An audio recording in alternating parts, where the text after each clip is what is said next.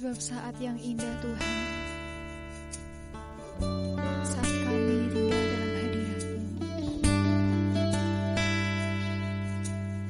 Sebab dalam hadirat-Mu kami percaya ada kekuatan, ada kelegaan. Dan kami mau menikmati hadirat-Mu, Yesus. Kami mau terus menikmati kasih-Mu.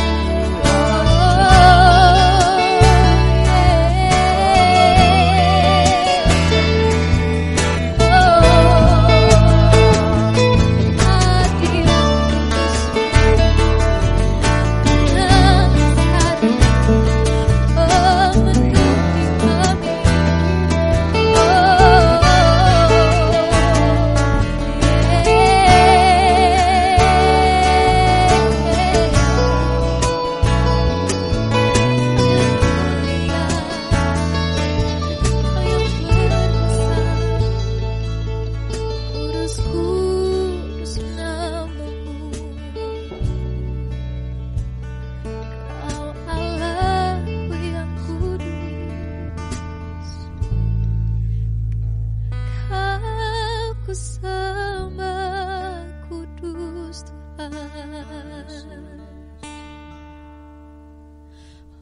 Oh yeah.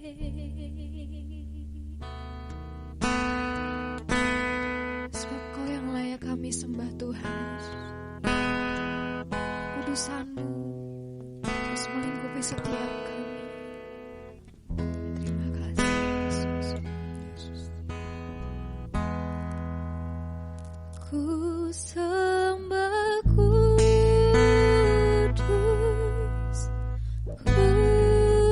kudus, kuduslah Tuhan. Ku sanjung kemuliaan, mulia bagimu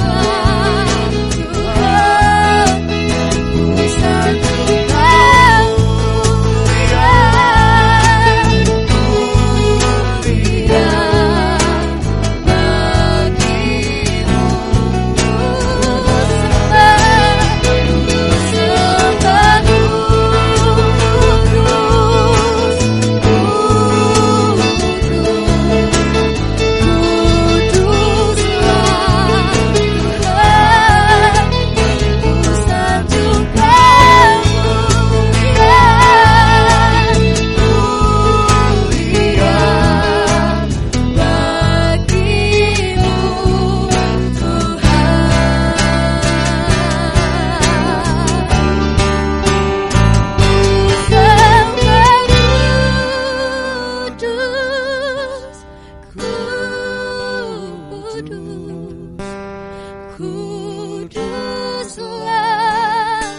Tuhan, dan ku sanjung kemuliaan mulia bagimu Tuhan,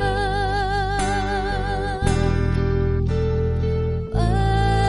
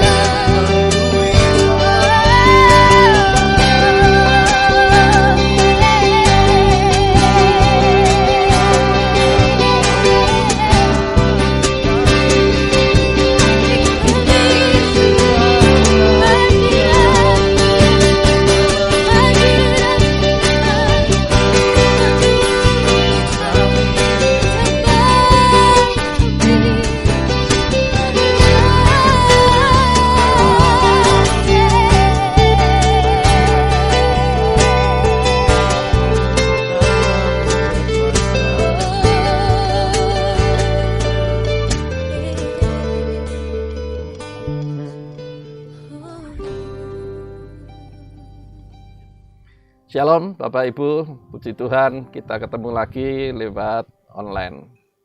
Puji Tuhan kali ini kita mengambil situasi yang berbeda. Beberapa waktu yang lalu kita mengambil situasi Eling Bening ya dekat Ambarawa. Nah, kali ini kita di lokasi yang berbeda, yaitu di Banaran Skyview. Ya, tujuannya supaya kita bisa mendengar, menikmati kebenaran firman Tuhan sambil menikmati juga pemandangan yang indah. Tentunya kalau Bapak Ibu suka silahkan mampir di sini. Ya, ini promosi karena kita boleh rekaman di sini. Ya, saya harus promosi ya. Puji Tuhan. Kali ini saya akan menyampaikan satu tema yang penting, yaitu doa puasa.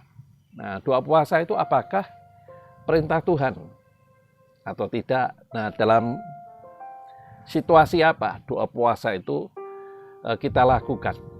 Ya, apakah ada bulan tertentu, tanggal tertentu? Mari kita pelajari lewat kebenaran firman Tuhan yang saya beri judul doa dan puasa bagi kegerakan. Baik, kita awali dengan doa terlebih dahulu.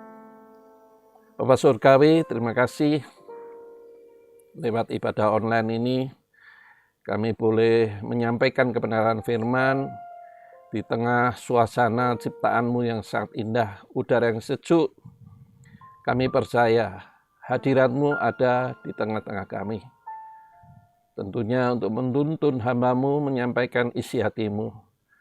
Dan kami percaya sidang jemaat-Mu siapa saja dari gereja mana saja yang mengikuti ibadah online ini boleh diberkati lewat kebenaran firman. Tolong mereka, beri pewahyuan mereka untuk menangkap esensi dari isi hati-Mu lewat kebenaran firman-Mu. Kami percaya Roh Kudus menolong setiap kami. Dan kami siap menerima bimbingan, tuntunan, informasi kebenaran firman-Mu dengan penuh sukacita di dalam nama Tuhan Yesus. Amin. Ya, Bapak Ibu, tadi sudah saya jelaskan apakah kita ini sebagai anak Tuhan sebetulnya masalah doa dan puasa ini ada hari, ada tanggal, ada tahunnya. Apakah Alkitab menetapkan itu? Puji Tuhan, ternyata tidak. Ya, Alkitab ini tidak mengajarkan tentang doa puasa bulan tanggal tertentu. Kalau puasanya boleh, doanya harus, ya. Tetapi ditentukan itu tidak. Ya.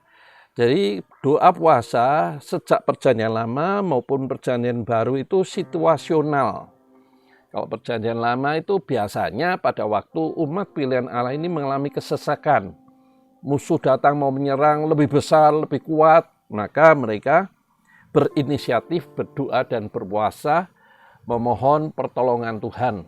Nah, juga pada waktu zamannya Ester, itu bangsa Israel akan dimusnahkan oleh Panglima Haman. Sehingga Ester berinisiatif, mari kita lakukan doa puasa selama 3 hari. Nah, itu adalah situasional. Tetapi sesungguhnya Tuhan tidak menganjurkan bulan tertentu, tanggal tertentu, atau tahun tertentu. Tidak sama sekali. Jadi situasional. Itu dalam perjanjian lama. Tujuannya apa? Mengoyakkan jiwanya. Ya, Yoel 2 ayat 12-13 itu menjelaskan mengoyakkan jiwa. Artinya apa? Kita ini di hadapan Allah kan tidak berkenan. Dan kita menyadari kelemahan, kekurangan, keterbatasan kita. Sehingga kita perlu doa puasa. Supaya kita ini makin mengerti apa yang menjadi kehendak Allah.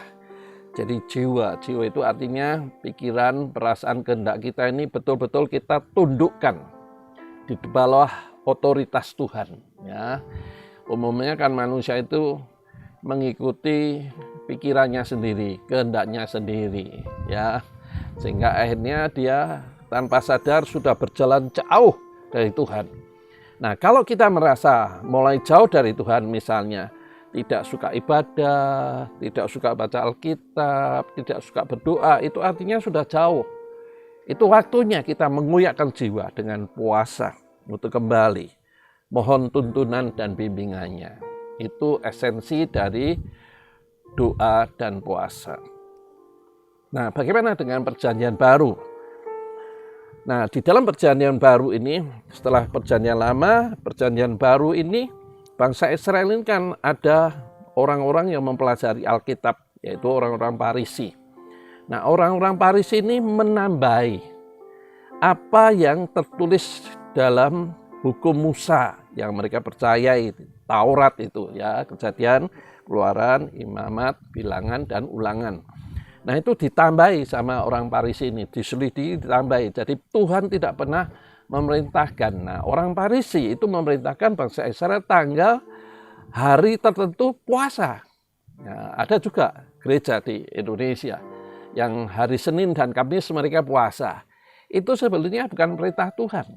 Ya, itu hanya mengikuti tradisi Yahudi. Sebetulnya bukan perintah Tuhan. Ya, jadi kita harus tahu ini apa yang dimaksud doa puasa.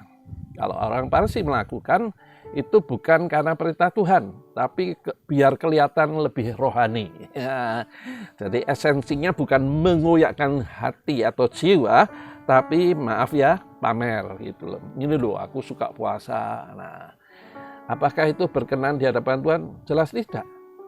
Karena tujuannya untuk diri sendiri. Nah, bagaimana dengan apa yang disampaikan Tuhan Yesus? Di dalam Matius 9 ayat 14-15 itu murid-murid orang Farisi itu mengatakan, murid-murid Yohanes, orang-orang Yahudi mereka doa puasa, muridmu kok tidak? Nah, Tuhan Yesus jawabnya begini. Selama mempelai bersama dia tidak perlu doa puasa. Kecuali mempelai jauh dari dia, barulah waktunya doa dan puasa. Itu artinya terjemahannya, penafsirannya itu adalah bahwa selama kita ini hubungan dengan Tuhan intim, kita merasa intim dengan Tuhan, dekat, suka doa, suka menyembah, suka baca Alkitab, tidak perlu puasa. Ya, jadi kalau kita ini hubungan dengan Tuhan intim, tidak usah puasa. Tuhan Yesus ngomong gitu. Selama mereka bersama dengan mempelai, tidak perlu puasa, kecuali mempelainya pergi. Artinya itu bisa diterjemahkan ketika Tuhan Yesus menyelesaikan tugasnya di bumi dan terangkat, baru waktunya puasa. Ya, kalau hubungan kita intim, kan tidak perlu. Karena kita sebagai orang percaya ini ada Roh Kudus di dalam diri kita. Ya, beda dengan mereka dalam perjanjian lama. Jadi intinya sejak perjanjian lama maupun perjanjian baru, Tuhan tidak menetapkan hari, bulan, dan tahun tertentu untuk puasa. Puasa yang dilakukan adalah ketika ini jauh dari Tuhan. Nah, model puasanya itu tidak juga diajarkan. Apakah puasa 10 jam tidak makan minum? Ataukah 10 jam tidak makan tapi cuma minum saja? Itu pun tidak ditentukan. Jadi monggo, ya, kekuatan fisik masing-masing. Ya, kalau kuat 10 jam, 15 jam. Sebetulnya kalau kita pola makannya misalnya jam 6 sore, 6 petang kita tidak makan, dan besok jam 9 baru makan, itu artinya kita sudah puasa. Ya, puasa selama 15 jam itu. Ya, kalau kita tidak makan lagi sampai jam 12 siang, maka kita puasanya 18 jam. Ya. Kenapa harus seperti itu? Untuk membersihkan simpanan-simpanan dalam tubuh, lemak dan lain sebagainya. Karena puasa itu, ini menurut ilmiah ya, puasa itu yang dibakar, yang dimakan adalah simpanan dalam tubuh. Ya, jadi simpanan dalam tubuh itu bisa lemak, bisa juga hal-hal lain. Itu yang dibakar. Karena manusia kan butuh energi. Yang dibakar ya semua yang ada di dalam simpanan atau gudang dalam tubuh ini. Sehingga orang kalau puasa itu pada umumnya menjadi sehat. Ya, karena simpanan dalam jaringan darah, di dalam lemak-lemak itu dibakar semua. Karena tubuh kan butuh energi. Lalu energi dari mana? Ya bakarnya dari lemak yang ada dalam tubuh. Ya, sehingga umumnya orang kalau puasa itu menjadi tubuhnya lebih sehat itu wajar. Karena tubuh butuh energi, energi tidak kita masukkan lewat makanan minuman kita, maka otomatis tubuh yang akan membakar. Ya, sisa-sisa lemak yang tidak terbakar sehingga tubuh jadi tambah gemuk. Nah, itu akhirnya menjadi kurus ya. Jadi puasa itu. Nah, tetapi intinya dari pemberitaan yang akan saya sampaikan ini adalah bukan masalah tentang esensi puasa, apakah ditentukan atau tidak oleh Tuhan, tetapi yang ingin saya sampaikan bahwa kita harus menyadari kita ini sudah di ujung-ujungnya zaman. Ya, ujungnya zaman itu artinya kita akan mengalami pengangkatan. Nah, setelah pengangkatan itu Antikris akan berkuasa, yang disebut zaman baru. Ya, dalam Matius 24 ayat yang ke-8 itu menjelaskan, maka masuklah zaman baru. Nah, zaman baru itu kita tidak mengalami. Ya, zamannya Antikris kita tidak mengalami. Lalu kemana? Diangkat. Nah, pertanyaannya, pada waktu kita terangkat dan kita ketemu Tuhan, kira-kira Tuhan bertanya, selama engkau menjadi anakku, sudah apa saja yang sudah kau lakukan untuk kemuliaan kerajaanku di muka bumi? Bersaksi, menyampaikan berita Injil, sukacita bahwa ada anugerah keselamatan yang Tuhan berikan dalam hidupmu. Apa jawab kita? Ya, itulah sebabnya kalau kita ini selama ini hanya fokus masalah kebutuhan hidup, masalah keinginan, kepuasan, pencapaian, prestasi. Ini waktunya kita mikirkan bagi kemuliaan kerajaan Allah. Berbuat sesuatu yang berguna bagi kerajaan Allah. Sehingga kita datang ketemu Tuhan tidak dengan tangan hampa. Tapi kita membawa berkas-berkasnya, sesuatu yang bisa dipanen. Baru kita bisa datang Tuhan dengan sorak-sorai, tidak dengan rasa malu. Ya. Nah, bagaimana caranya? Salah satu cara adalah doa puasa, karena esensi doa puasa ini adalah mengoyakkan jiwa. Yoel 2 ayat 13 dan sampai 15. Jadi doa puasa itu mengoyakkan jiwa karena menyadari selama ini kita belum berkarya bagi kerajaannya. Inilah waktunya. Bagaimana Pak kita bisa antusias ke sana? Salah satunya di samping doa adalah puasa. Ya, orang Jawa ngomong diniati tenan. Nah, inilah yang perlu saya sampaikan. Kita harus niat sungguh-sungguh mempersiapkan diri ketemu Tuhan, tidak malu. Supaya hidup kita ini berkenan. Ya, memang puasa kalau ada masalah, kalau sakit itu boleh, itu namanya sungguh-sungguh memohon. Tetapi bukan berarti kalau kita sudah doa puasa mesti selalu dijawab, belum tentu. Kalau seperti itu kan itu jadikan senjata untuk memaksa Tuhan. Ya tidak, Tuhan tetap punya kedaulatan. Ini dari sisi manusianya aja yang betul-betul menunjukkan aku sungguh-sungguh. Nah, dalam hal ini saya ingin menyampaikan, kalau kita ini mengalami pemulihan, maka kita juga akan membawa dampak. Yang pertama dialami adalah dalam keluarganya, karena kehidupan kita berubah. Ya, yang egois menjadi tidak egois, yang kasar jadi lemah lembut. Nah, itu jelas keluarga akan komunitas, di mana saja kita berada, melihat perubahan hidup kita. Artinya kita ini sedang mewartakan sebetulnya kesaksian, kasih dan kuasa Allah yang bekerja dalam hidup kita. Dari mana itu bisa muncul? Karena kita niat doa puasa itu tadi. Ya. Jadi bagaimana doa puasa ini menjadi berkenan? Yang pertama adalah untuk kedewasaan rohani kita sendiri, pertumbuhan rohani kita. Yang kedua adalah bagi kemuliaannya, ya, kebesarannya. Bukan kebanggaannya seperti yang dilakukan Farisi dan orang tertentu yang tanggal tertentu puasa, ya, sehingga merasa lebih rohani. Tidak seperti itu. Tujuannya adalah kehidupan kita tumbuh, rohani kita tumbuh, sehingga hidup kita pun boleh memberi dampak yang positif bagi lingkungan, komunitas di mana kita berada. Jadi artinya alangkah indahnya kalau kita ini memiliki kerinduan yang sama dengan hati Tuhan. Apa hati Tuhan? Kita tahu perasaan Tuhan hari ini. Ayatnya sudah ada, yaitu ladang sudah menguning, tapi tidak ada penuainya. Siapa penuainya? Ya kita. Karena hidup jadi orang percaya ini harus menjadi saksi. Ya, menjadi saksi ini artinya menceritakan kebaikan Tuhan, kasih Tuhan, pengalaman perjumpaan pribadi dengan Tuhan. Kesaksian kita, perubahan hidup kita itu sebetulnya sudah menjadi penginjilan.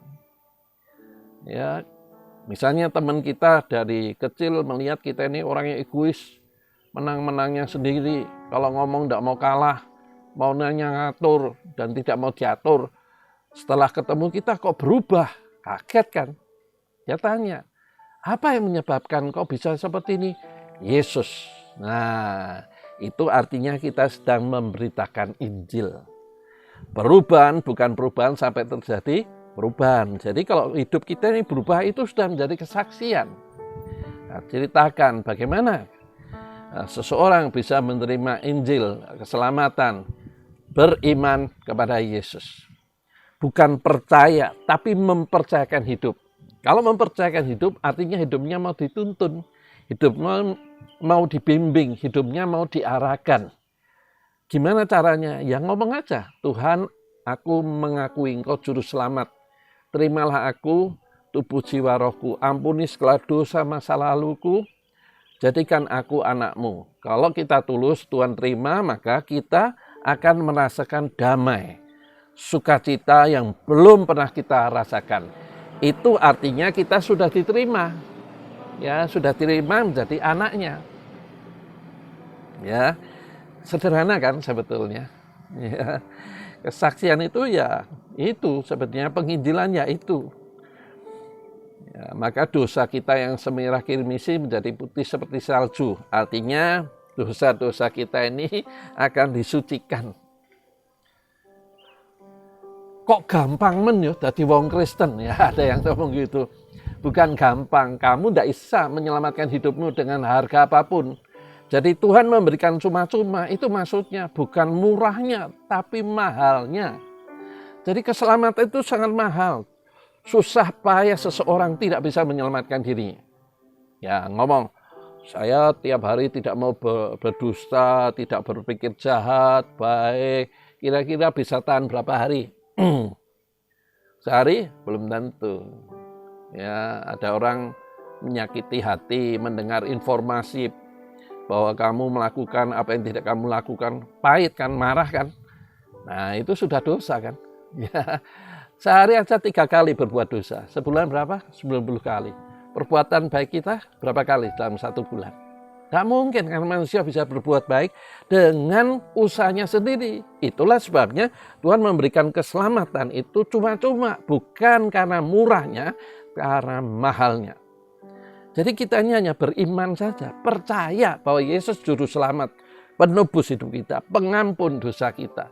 Tuhan adalah jalan untuk mendamaikan dengan Allah. Nah, jalannya apa? Yesus, iman kepada Yesus. Sederhana kesaksian itu, cuma susah ngomongnya. Kenapa? Karena tidak ada niat. Nah, itulah sebabnya penting kita doa puasa supaya kita punya niat untuk menjadi saksi Kristus. Nah, saksi Kristus yang paling efektif bukan hanya memberitakan Injil, ayat ini berkata begini, kesaksian hidup kita ini loh. Ya, itulah sebabnya rohani ini harus tumbuh sehingga perubahan terjadi. Bapak Ibu harus tahu, Yoel ini menubuatkan tentang saat-saat hari-hari ini yang kita tunggu, yang saya tunggu.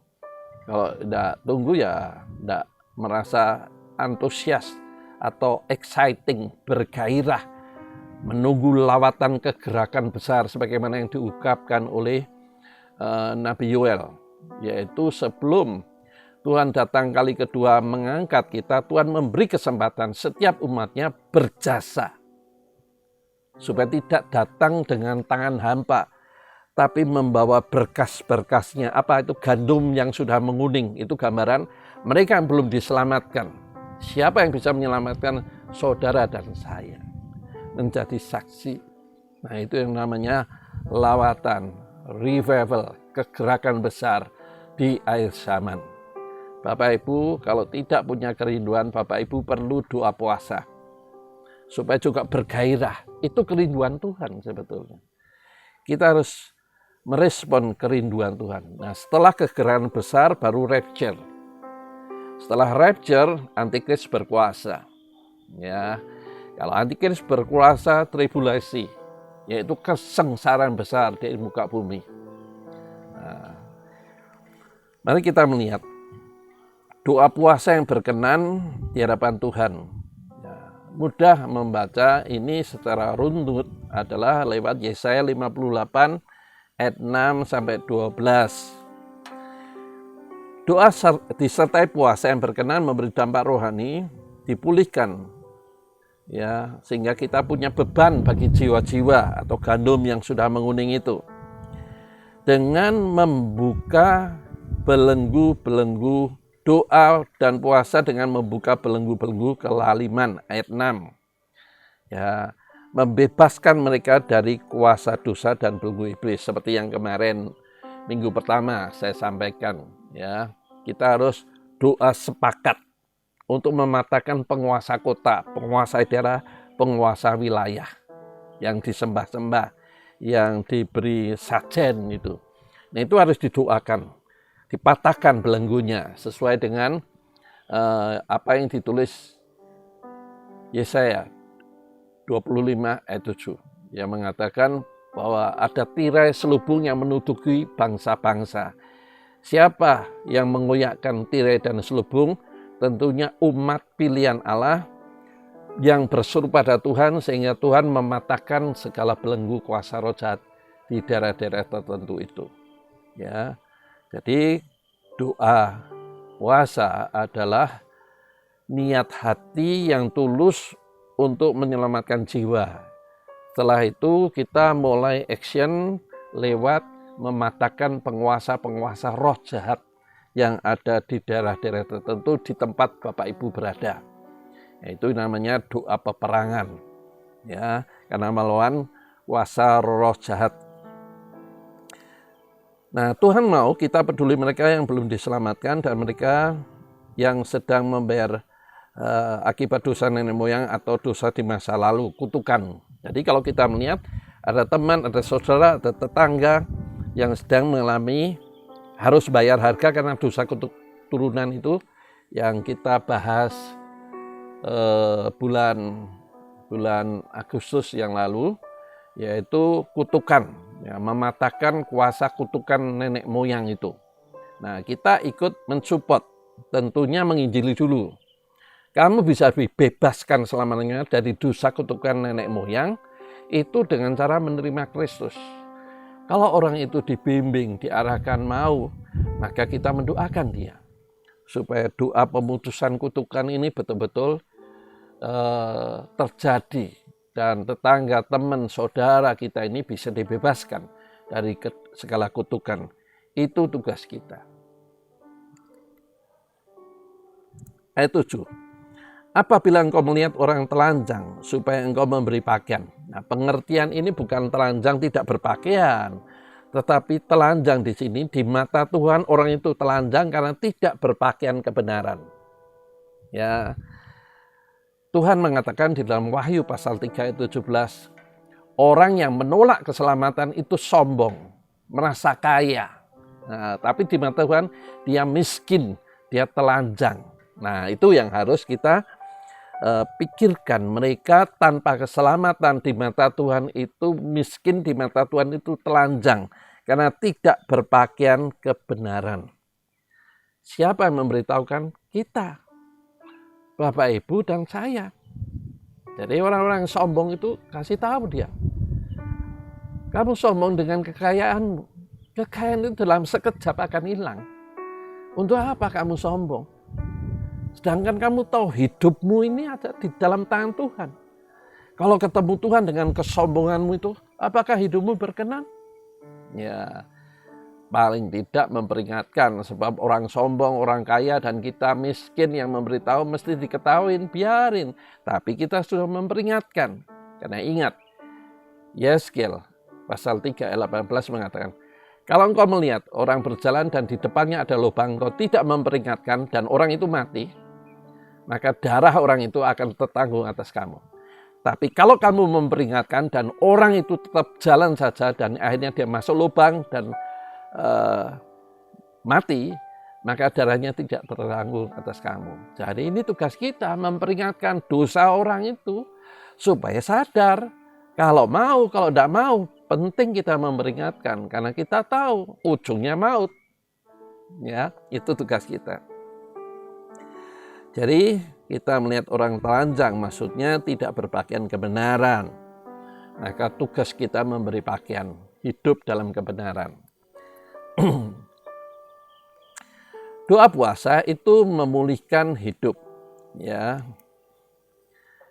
Ayat 8a-nya. Pada waktu itulah terangmu akan merekah seperti fajar dan lukamu akan pulih dengan segera. Terangmu akan merekah. Artinya hidup kita ini akan menjadi terang, membawa dampak. Bukankah ajaran Tuhan di atas bukit dalam Matius pasal 5 ayat 13 sampai 16 itu menjelaskan kamu harus jadi garam dan terang dunia. Nah, pada waktu kita doa puasa, fokus mohon Tuhan untuk mengurapi, memberkati kita, maka kita akan mengalami pemulihan rohani sehingga kita mengerti kehendaknya. Ya, dan hidup kita ini akan dipulihkan seperti fajar. Ya, kemuliaan Tuhan dinyatakan. Namanya dipulihkan itu adalah rohani, jiwani, ya, tindakan perbuatan, sikap, jasmani, sakit jadi sehat, keluarga yang tidak harmonis menjadi harmonis, ekonomi. Ya, ekonomi cari uang susah, sekarang tidak, karena berkat itu ada di atas kepala orang benar. Jadi kalau kita hidupnya benar, berkatnya itu mengikuti atau ngintil bahasa Jawanya. Ya, jadi pentingnya kita ini hidup dipulihkan seperti itu, bukan susah payah. Ingat, dalam Amsal 10 ayat 22 itu menjelaskan susah payah tidak membuat engkau kaya, berkat Tuhan. Jadi yang penting kan kita dapat berkat Tuhan. Bagaimana hidup kalau tidak berkenan dapat berkat. Jadi yang penting hidup berkenan supaya berkatnya mengikuti. Ya, dalam Amsal 10 ayat 6a. Ya, berkat Tuhan ada di atas kepala orang benar. Nah, ini bukan hanya ayat di dalam perjanjian lama, dalam perjanjian baru juga iya, ya. Dalam Matius pasal 6 ayat 33. Carilah dahulu kerajaan Allah serta kebenarannya, maka sekaliannya yang dibutuhkan untuk memulihkan hidup manusia itu akan diberikan. Ya, Alkitab itu luar biasa. Tuhan sudah lengkap menuntun hidup kita lewat firman-Nya. Nah, kali ini kita sedang belajar doa puasa supaya Tuhan memulihkan hidup kita. Sehingga hidup kita ini memancarkan terang kemuliaan Allah. Ayat 8b. Kebenaran menjadi barisan depanmu dan kemuliaan Tuhan menjadi barisan belakangmu. Ini kelanjutan dari 8a tadi. Hidupmu akan, terangmu akan merekah seperti fajar. Artinya apa? Kebenaran menjadi barisan depanmu, artinya kebenaran itu menjadi panutan. Hidup sesuai kebenaran itu menjadi barometer, menjadi ukuran. Maka kemuliaan akan menyertai. Ya, ini melengkapi. Jadi Yesaya 58 ayat 8a dan b ini jelas mengatakan bahwa Tuhan sedang membangun kehidupan kita dalam kebenaran supaya dipulihkan. Nah, kalau kita ini mengalami hidup yang benar, berkenan di hadapan Tuhan, jelas akan dipulihkan. Dalam kondisi ekonomi susah seperti saat ini karena pandemi COVID-19 ini, maka kita butuh hikmat. Ya, Tuhan itu pengasih penyayang. Kalau anak-anaknya mau berbalik, merendahkan diri, berbalik dan mencari wajah Allah, maka Tuhan akan memulihkan. Itulah kebaikan Tuhan. Kita melihat sejarah bangsa Israel. Berulang-ulang menyakiti hati Tuhan. Tapi ketika bangsa Israel mereka kembali doa puasa, berulang-ulang Tuhan juga memulihkan. Itulah kebesaran kasih Tuhan. Kita beruntung memiliki Allah yang begitu besar kasih dan anugerahnya.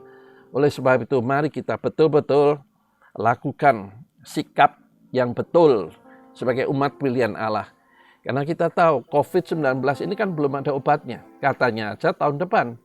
Nah, kira-kira jatah kita ini bisa dapat enggak? Ya, vaksinnya itu. Ya. Dan vaksin itu tidak bisa sekali, 2 kali. Anda bisa bayangkan kan, yang butuh jutaan orang. Ya, negara-negara yang belum bisa memproduksi, mereka pesan Indonesia, puji Tuhan. Nanti awal tahun 2021 itu vaksinnya sudah bisa di-launching. Hari ini sedang diuji cobakan kepada manusia secara langsung 2 kali uji cobanya itu. Ya, sebelum itu kita kan tetap butuh dana, uang. Ya, bagaimana caranya? Sepertinya Tuhan sudah memberi cara kan, doa puasa supaya kita ini dipulihkan. Tapi ingat, doa puasa bukan tujuannya memaksa Tuhan untuk memenuhi keinginan kita. Tidak, kita mengoyakkan jiwa. Yoel 2 ayat 13-15. Artinya kita ini merendahkan diri. Bahwa hidupku bukan aku lagi, tapi Kristus yang hidup dalam hidupku. Maka saya percaya janji firman Tuhan yang disampaikan dalam Yesaya 58 ayat 6 sampai 12 ini akan kita alami. Nah, kita melihat ayat 9-nya. Pada waktu itulah engkau akan memanggil dan Tuhan akan menjawab. Engkau akan berteriak minta tolong dan ia berkata, ini aku. Waduh, ini luar biasa sekali. Ya, lewat doa dan puasa membuat Tuhan menyayangi kita. Saat doa langsung dijawab. Kok langsung doa batin? Ya, ini kan orang Jawa. Batin itu artinya berpikir dalam hati aja Tuhan sudah jawab. Ya. Oh, banyak pengalaman yang luar biasa, yang lucu sebetulnya. Kalau diceritakan ya malu gitu ya. Saya ini kan asalnya dari Temanggung. Ya, di Temanggung itu saya teringat tiwul. Tiwul itu adalah ketela yang dikeringkan, kemudian dihancurkan menjadi bubuk dan diolah menjadi tiwul. Dicampur dengan gula aren. Nah, kepingin kayak batin, aduh kok kepingin tiwul ke Temanggung, pulang kampung, ada yang ngirimi. Nah, ini kan hal yang sepele, sederhana. Ya, Tuhan itu sebetulnya tahu persis kebutuhan kita ini, tidak kurang tidak lebih. Ya, jadi Tuhan itu luar biasa. Mengatur umat pilihannya yang sungguh mengasihi, menghormati. Nah, oleh sebab itu mari kita sungguh-sungguh membangun hubungan yang intim dengan Tuhan. Saat kita berpikir dalam hati aja, Tuhan sudah memenuhi. Itu tadi yang saya ceritakan itu. Nah, setelah dipulihkan, kita harus tahu, memulihkan. Jangan egois, hanya kita saja yang mengalami. Kalau kita mengalami dan kita tidak ceritakan, itu egois namanya. Ya, tidak baik dong seperti itu. Kita tidak peduli kepada sesama. Nah, itulah sebabnya setelah dipulihkan, tujuan setelah dipulihkan adalah memulihkan. Ayat 9b. Apabila engkau tidak lagi mengenakanku kepada sesamamu, artinya hidup kita ini harus adil. Misalnya saya pengusaha, punya karyawan, ya jangan membuat mereka itu tidak merasakan keadilan kita. Ya, terlalu memaksakan, memforsir tenaganya dan tidak menghargai dengan gaji yang memadai. Itu kalau dia itu anak Tuhan, dia berteriak maka saudara akan kena. Ya, jadi kita harus bersikap adil terhadap karyawan dan sesama. Ya, kalau kita ini suka memikirkan orang lain, peduli kepada orang lain, Tuhan pasti memikirkan kita, Tuhan pasti peduli pada kita. Karena Tuhan itu adil. Jadi kita harus juga bersikap adil kepada sesama kita. Jangan cuek, jangan leleh-lueh, jangan arogan. Hidup ini sewaktu-waktu itu bisa mati karena COVID-19 itu belum ada obatnya. Orang kan marah, aku ini olahragawan. Kenapa bisa seperti ini? Jengkel. Nah, justru jengkel itu membuat dia mati. Karena emosinya itu menyebabkan COVID-nya berkembang luar biasa. Tidak boleh. Karena itu memenuhi paru-paru.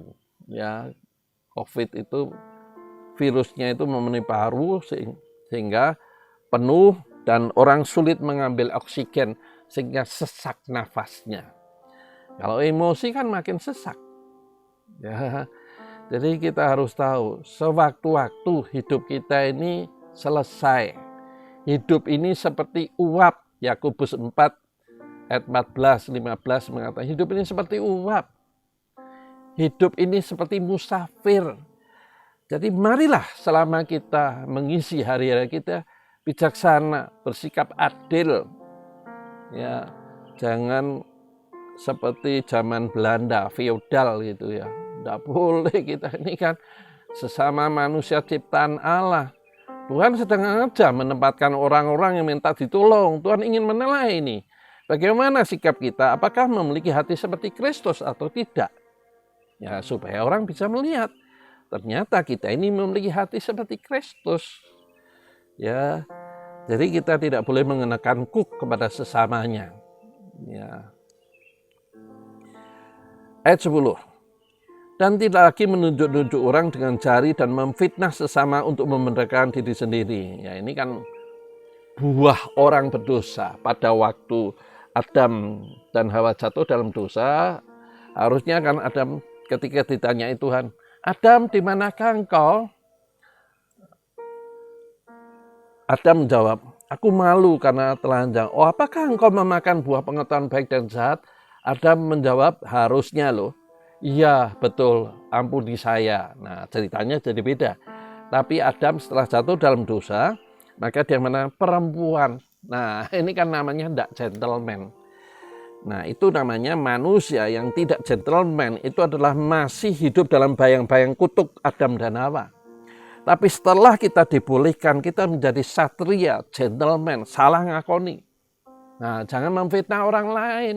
Oh, itu. Wah, itu namanya peribahasa mengatakan mencari kambing hitam. Tidak boleh. Kita juga tidak boleh menuduh orang. Ya, mendengar isu-isu yang tidak benar, kita ikut menyebarkan itu hoax. Ya, berita yang tidak jelas itu tidak boleh kita ikut menyebarkan. Cari dulu kejelasannya. Ya, masalahnya manusia yang belum dipilihkan kan ingin, aku ini pertama kali, aku ini yang paling tahu. Jadi ingin menonjolkan dirinya. Sehingga beritanya benar atau tidak langsung disebarkan. Wah, ini tidak boleh anak Tuhan. Yang dipulihkan tidak boleh seperti itu. Ya, di awal tadi ayat 6, ayat 7, ayat 8, dan 9 itu sudah dijelaskan. Kita akan mengalami pemulihan kalau sikap kita juga diperbaiki. Bagaimana sikap kita bisa diperbaiki selaras kehendak Tuhan? Baca, lakukan firman. Karena firman itu menata hidup kita. Firman itu memulihkan.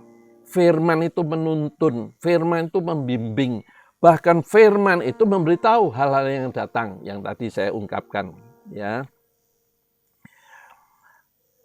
Oleh sebab itu sebagai anak Tuhan, jangan suka menuduh orang, jangan suka menyebarkan berita yang belum jelas, atau menciptakan sendiri menurut asumsi. Ya, aduh, kecelakaan di sana, gimana kondisinya? Wah, mungkin darahnya, seluruh jalan penuh. Wah, mungkin sudah di ICU. Wah, itu kan tidak tahu, itu kan asumsi. Tidak boleh. Kita jadi anak Tuhan seperti itu. Hati-hati. Kalau kita terus seperti itu, apalagi asumsi yang tidak benar, kita bisa kena murka Allah. Ya, saya tidak tahu. Saya tidak juga mendoakan. Saya hanya memperingatkan aja. Ya. Ayat 11a. Ya, sebentar lagi selesai. Tuhan akan menuntun engkau senantiasa dan akan memuaskan hatimu di tanah yang kering. Ya, jadi di tengah situasi dunia yang gersang, ekonomi yang sedang lesu, tetap dipelihara Tuhan secara ajaib. Nah, susah kan jualan sekarang ini susah. Ingat bangsa Israel selama 40 tahun di padang gurun, padang pasir. Tuhan pelihara itu. Kasutnya tidak rusak, pakaiannya tidak lapuk. Makanannya makanan surgawi. Ya, roti mana itu kan makanan surgawi. Turun dari langit. Coba Anda bayangkan, Tuhan itu sayangnya kepada umatnya itu seperti itu. Jadi yang penting tunjukkan status kita sebagai umatnya yang baik, yang berkenan. Tuhan pasti pelihara. Tidak usah takut. Ya, burung di udara aja Tuhan pelihara. Mosok kita anak-anaknya tidak dipelihara? Ya. Jadi Tuhan pasti menuntun asal kita mau dituntun. Kita dipulihkan adalah untuk memulihkan. Bagaimana caranya? Kalau kita niat, lakukan disertai puasa. Jadi doa dan puasa. Ayat 11b. Dan akan membaharui kekuatanmu. Ya, engkau akan seperti taman yang diairi air dengan baik. Dan seperti mata air yang tidak pernah mengecewakan. Tuhan menjamin hidup kita di tengah kesulitan. Seperti bunga yang diairi air. Dengan air tetap segar, hidup kita hidup dan tetap segar. Bahkan hidup kita akan mengalirkan air kehidupan. Berkat di mana saja ia berada. Kita berada di mana saja, hidup kita jadi berkat. Dan memuliakan nama Tuhan. Jadilah generasi pemulih. Engkau akan, ayat 12a. engkau akan membangun reruntuhan yang sudah berabad-abad dan akan memperbaiki dasar yang diletakkan oleh banyak keturunan. Kalau sudah dipulihkan, Tuhan berharap untuk membangun gereja, eklesia, sekumpulan orang percaya yang dari reruntuhan. Reruntuhan itu gereja tidak lagi memberi dampak terang dan garam karena mungkin pola pengajarannya yang salah. Ya, harus kembali ke Alkitab yang benar. Maka kita bisa menjadi jemaat yang dewasa. Tapi kalau ajarannya tidak benar, itu membuat jemaat tidak dewasa. Ya memang tidak mutlak dari ajarannya, sikapnya. Ketika menerima firman, melakukan atau tidak. Kalau tidak ya tidak dewasa. Kedewasaan itu adalah karena melakukan firman. Yohanes 8 ayat 32 mengatakan, kebenaran itu memerdekakan dari pengaruh kutuk dosa nenek moyang Adam Hawa maupun dosa nenek moyang kita sendiri. Maka kebenaran harus ditegakkan. Jadi kita yang tahu kebenaran, bagaimana bisa memulihkan? Ya kebenaran itu menjadi patokan, menjadi pegangan, prinsip hidup kita untuk hidup berjalan dalam kebenaran. Yang terakhir, engkau akan disebut orang yang memperbaiki tembok yang tembus, yang membetulkan jalan supaya tempat itu dihuni. Tuhan mengharapkan kita bisa memperbaiki tembok yang berlubang atau menegakkan kembali kebenaran yang rusak. Kebenaran yang rusak itu karena ajaran iblis, ya, atau fenomenologi, fenomena para penyampai Injil. Nah, itu namanya kita harus menegakkan kembali yang tembok yang berlubang. Kalau kebenaran itu betul-betul menjadi pakaian kita, maka hidup kita ini dilindungi. Ya, dilindungi dari serangan roh-roh jahat termasuk serangan virus. Saya sangat percaya ini. Ya, saya selama pandemi ini sudah mengubur beberapa orang. Kan mesti kumpul banyak orang. Ketika saya menyampaikan, menguatkan lewat firman, kan tidak pakai masker. Kalau pergi aja pakai masker. Tapi waktu menyampaikan firman, kan tidak pakai masker. Nah, ketika tidak pakai masker, resiko karena dibawa droplet itu kan bisa dibawa angin. Nah, kalau saya ada seperti hari ini karena Tuhan, bukan karena kuat dan gagah. Nah, itulah sebabnya kita tidak perlu paranoid, tapi juga tidak ngawur. New normal itu gaya hidup kita harus diperbaiki dalam arti kemana saja harus pakai masker. Pegang apa saja yang bukan pernah kita pegang, cuci tangan. Kalau berbicara sama sesama harus jaga jarak. Nah, itu normal hidup sekarang karena COVID-19 itu seperti itu. Saya lakukan. Ya, tapi di luar yang sudah kita lakukan ini perlindungan Tuhan. Ya, jadi jangan takut sehingga jadi paranoid. Ya, karena ketakutan itu akan melemahkan ya daya tahan tubuh kita.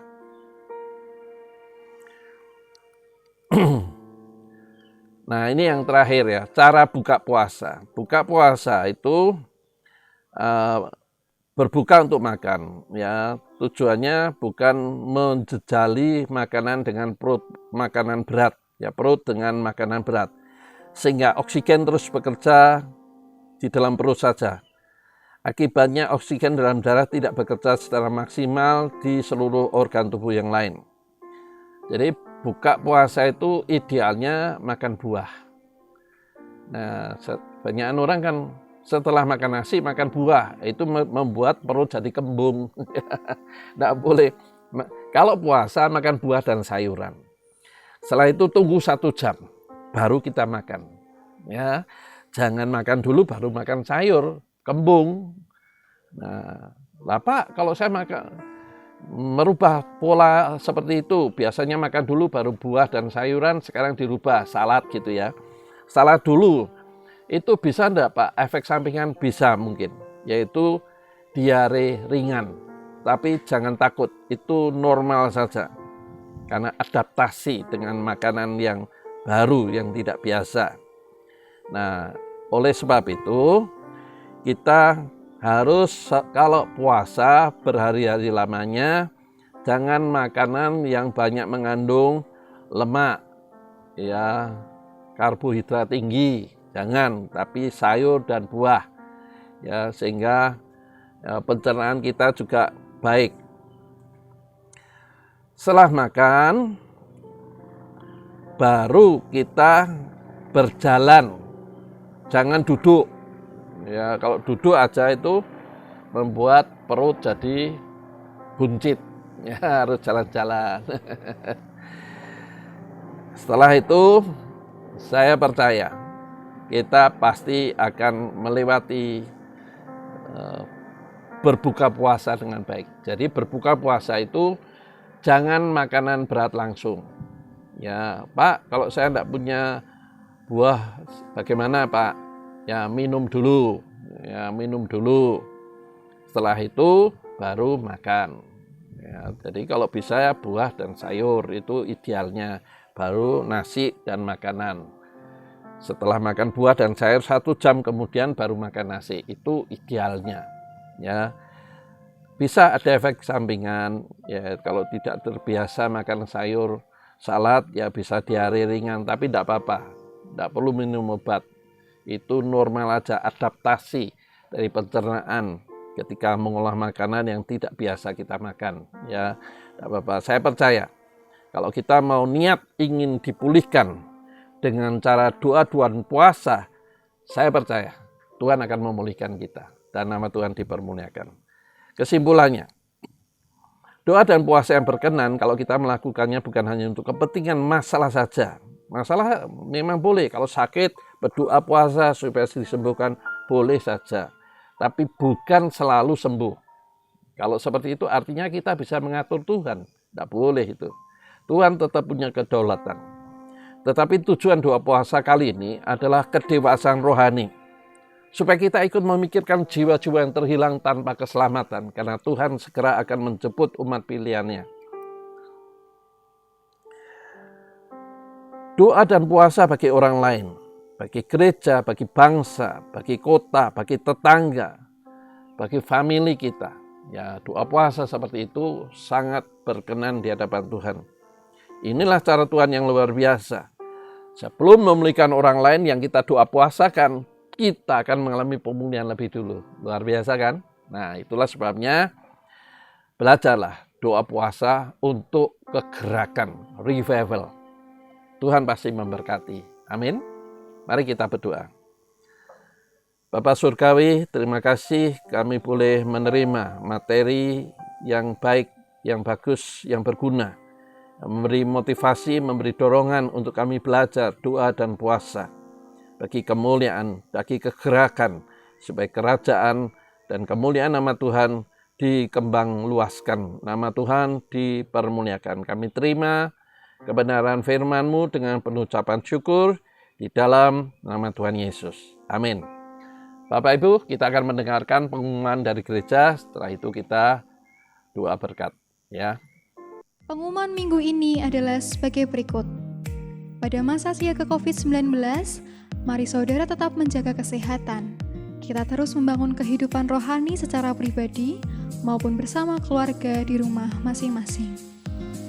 Tetaplah berdoa untuk keluarga, gereja, kota, bangsa, dan negara kita.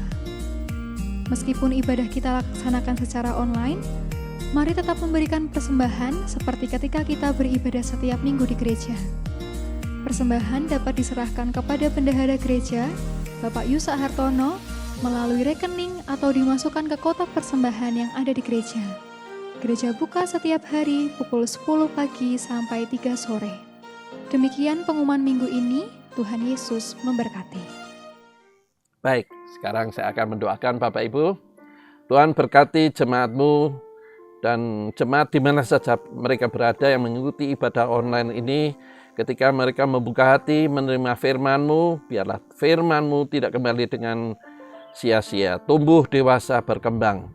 Sehingga jemaat-Mu boleh mempersiapkan diri menyambut kedatangan-Mu kali kedua yang sudah di depan mata. Dan biarlah Tuhan memberkati usaha, pekerjaan, kesehatan jemaat-Mu, sehingga kami senantiasa ada di dalam naungan kasih anugerah Tuhan selama-lamanya. Dalam nama Tuhan Yesus kami ucap syukur Dan sekarang jemaat Tuhan, terimalah berkat dari Allah Bapa, kasih setia dari Tuhan Yesus, dan pimpinan Roh Kudus yang akan menuntun jalan hidupmu sekarang sampai selama-lamanya. Terimalah berkat ini dengan penuh sukacita di dalam nama Tuhan Yesus. Setiap kita yang percaya katakan, amin. Tuhan memberkati.